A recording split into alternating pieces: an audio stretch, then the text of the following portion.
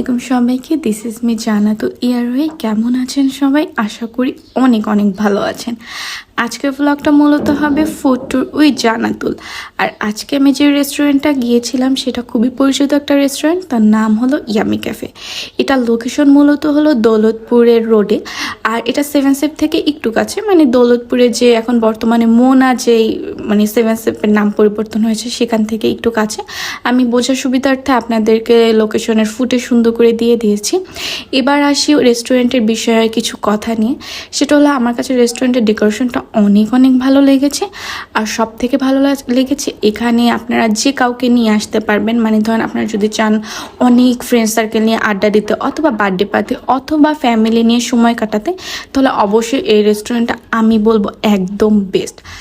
Anyway, রেস্টুরেন্টের ডেকোরেশনের পাশাপাশি কিন্তু রেস্টুরেন্টের বিহেভিয়ার অনেক ভালো ছিল স্টাফদের। আর এবার আসি ওনাদের ফুডের রিভিউ নিয়ে।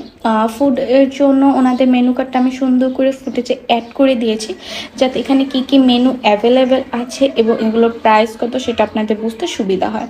আমরা সেদিন অর্ডার করেছিলাম নাগা উইংস এবং চিকেন চিজ বার্গার। যেহেতু ওই দিন অনেক রাশ ছিল, এর জন্য ওনাদের সার্ভ করতে একটু লেট হয়েছিল। এর জন্য আমি বসে বসে আমার নিজের ফুটেজ নিতেছিলাম, মানে একটু ভিডিও করতেছিলাম এই আর কি। মানে এক কথায় ফুডের ওয়েট করতেছিলাম।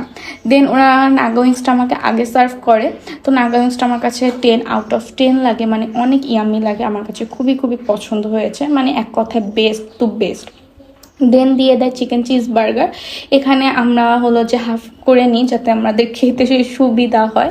আর চিকেন চিজ বার্গারও আমার কাছে খুবই ভালো লাগছে, 10/10। মানে ওনাদের ফুড বলেন, ডেকোরেশন বলেন, বিহেভিয়ার বলেন, রেস্টুরেন্টের মানে প্রত্যেকটা জিনিসই ওনাদের খুব ভালো লাগছে। তো আমাদের খানাপিনা শেষ, আর ওনাদের রেস্টুরেন্টের বাইরে সুন্দর করে একটা ফটো বুথ আছে, যেখানে আপনারা সুন্দর করে ভিডিও ক্যাপচার করতে পারবেন অথবা ফটোশ্যুট করতে পারবেন। আর এখানে একটু মিরর ছিল, তো আমি মিররে একটু সুন্দর করে ক্লিপ নিচ্ছিলাম। যাই হোক, আজকের ভিডিওটা এই পর্যন্তই। নেক্সট ভিডিওতে খুব তাড়াতাড়ি দেখা হয়ে যাবে। ততদিন সবাই ভালো থাকবেন, সুস্থ থাকবেন। আল্লাহ হাফেজ।